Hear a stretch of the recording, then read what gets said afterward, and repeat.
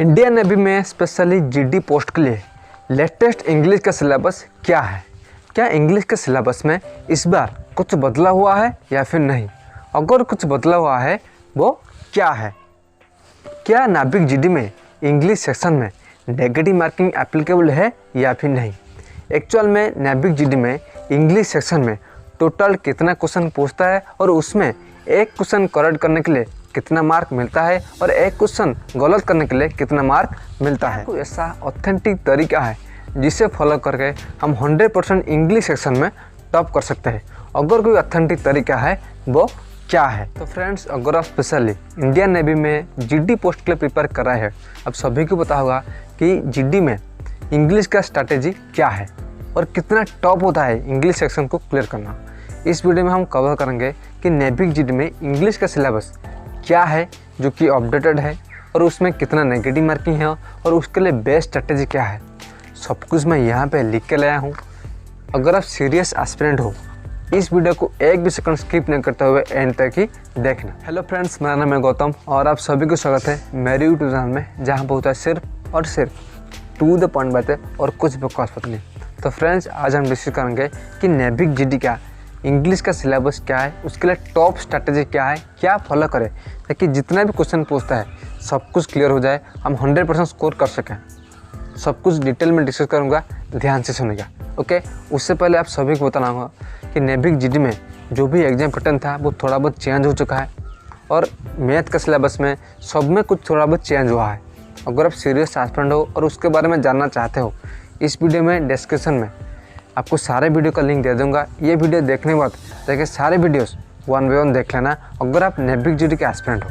Okay, अब आते हैं पॉइंट पर कि नेविक जीडी में स्पेशली इंग्लिश सेक्शन में कितना क्वेश्चन पूछता है।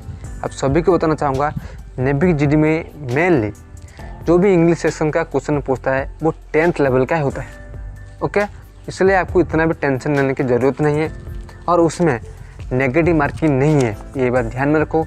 बहुत सारे स्टूडेंट का ये दिमाग में डाउट आ रहा है कि सर इंग्लिश सेक्शन में ज़रूर नेगेटिव मार्किंग होगा। अब सभी को बताना चाहूँगा, इंग्लिश में कोई भी नेगेटिव मार्किंग नहीं है।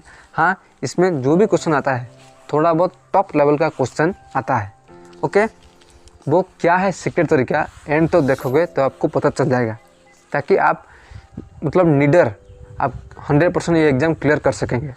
ओके, उसमें total question specially English section में 15 क्वेश्चन पूछता है और हाँ, इसमें हर एक क्वेश्चन का वैल्यू 1 मार्क होता है।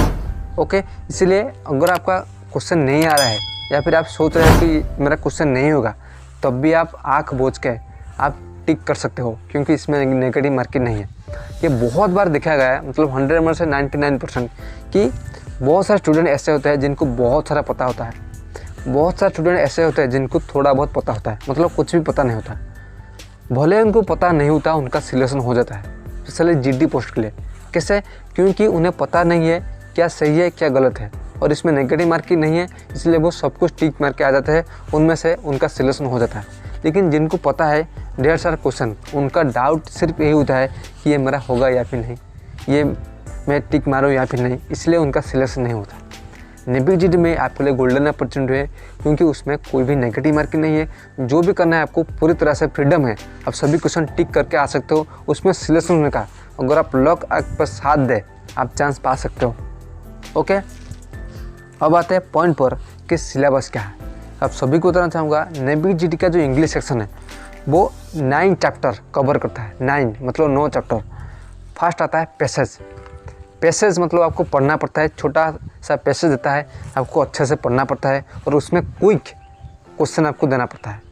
और बहुत सारे स्टूडेंट जो कि दिमाग में डाउट आ रहा होगा कि कैसे मैं कम टाइम में पैसेज क्लियर करूं या फिर इंग्लिश सेक्शन में टॉप करूं, उसके लिए भी मैं आपको एंड में कुछ टिप्स दूंगा, ध्यान से सुनिएगा। ओके, नेक्स्ट क्वेश्चन आता है प्रीपोजिशन। प्रीपोजिशन में ए एन दी कहाँ पे क्या यूज होता है आपको देखना पड़ेगा, तब भी जाके यूज़ करना पड़ेगा। मतलब प्रीपोजिशन कहाँ किस जगह पर यूज किया जाता है। नेक्स्ट आता है करेक्शन ऑफ सेंटेंस। मतलब एक सेंटेंस 5 या 2 सेक्शन आपको सेंटेंस दिया जाता है, आपको करेक्ट करना पड़ेगा कि ये सही है या फिर गलत है।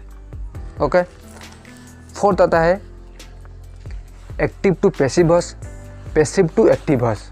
ओके, फिफ्थ आता है direct to indirect, indirect to direct. 6th आता है पंक्चुएशन। 7th आता है फ्रेजल भार। ओके। 8th आता है एंटोनिमस सिनोनिमस। 9th आता है एडजेक्टिव का यूज कहाँ पर होता है, यूज ऑफ एडजेक्टिव। 10th आता है यूज ऑफ प्रोनाउंस। ये बात ध्यान में रखो। ओके।